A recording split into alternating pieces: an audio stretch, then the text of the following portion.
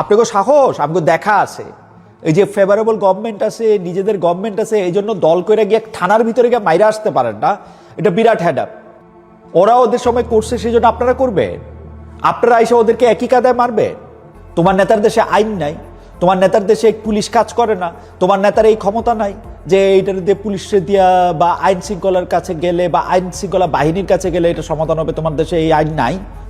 আমাদের সময়কার একটা গল্প বলি, আমরা যখন ইউনিভার্সিটিতে পড়ি তখন দুইটা মানে আমাদের ইউনিভার্সিটিতে আমরা এই অনার্স মাস্টার্স করার সময় দুইটা সরকার পরিবর্তন হয়েছে।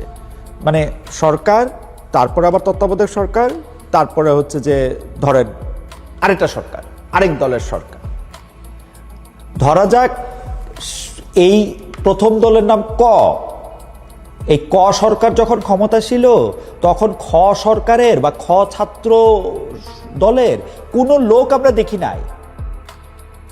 সবাই এখানেই ছিল, সবাই এই জায়গার মধ্যেই ছিল, কিন্তু কাউরে আমরা দেখি নাই, কাউরে দেখা যেত না।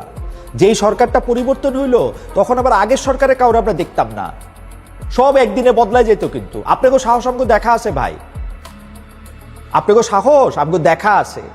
এই যে ফেভারেবল গভর্নমেন্ট আছে, নিজেদের গভর্নমেন্ট আছে, এই জন্য দল করে গিয়ে থানার ভিতরে গিয়ে মাইরা আসতে পারেন না, এটা বিরাট হ্যাডাপ। আবার কেউ কেউ ফেসবুকে থেকে খুব খুশি হন যে হ্যাঁ খুব ভালো হয়েছে, ওরা তো আগে এরকম করতো, ওরা আগে এরকম করলে আপনারা করবেন?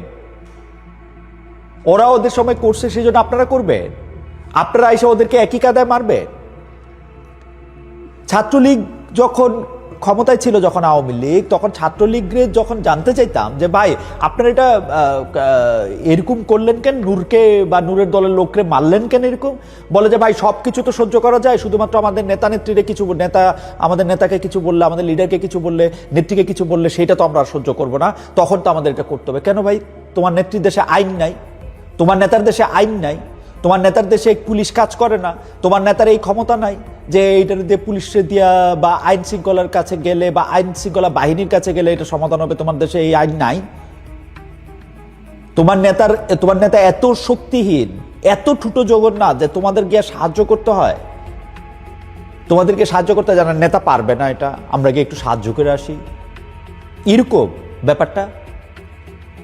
ভাই এই যে ক্ষমতারে ব্যবহার করে আপনি বলবেন যে আমি ক্ষমতারে ব্যবহার করি নাই, আমি ক্ষমতারে ব্যবহার করি নাই, আমি শাহবাগ থানায় গেছি, তারপরে আমরা যে লোক জিডি করতে গেছে ওই লোকই এই কাজ করছে, প্রধানমন্ত্রীর নামে বা প্রধানমন্ত্রীর পরিবারদেরকে নিয়ে কুৎসা রটাইছে ওই লোকই, সেই জন্য আমি তার শাস্তি। ভাই আপনি কোন জায়গার কোন শাস্তিদাতা আসছেন, কোন বিচারক আসছেন?